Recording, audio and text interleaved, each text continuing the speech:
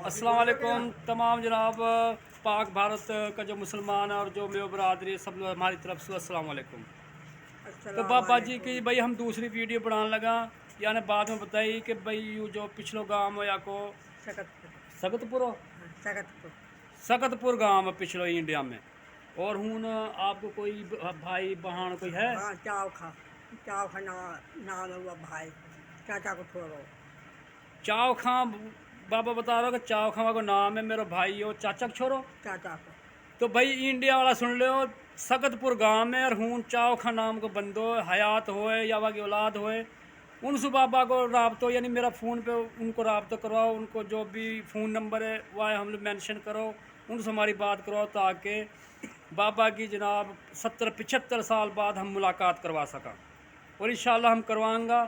और जल्दी कोशिश करो 5 मिनट में ना, ये 5 दिन में ये काम होना चाहिए लाजमी। 5 दिन आचे यार 5 दिन आचे काम होएगा।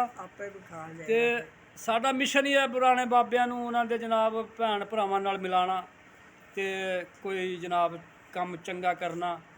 साडा मिशन ही असीं ऐ लै के टुरे दे आं ते साडा मिशन है पुराने बाबियां नूं जनाब उन्हां नूं विखाइए, उन्हां दे जनाब सेहत नूं विखाइए लोकां नूं कि वो की खांदे हन, उन्हां दी सेहत दा राज की है।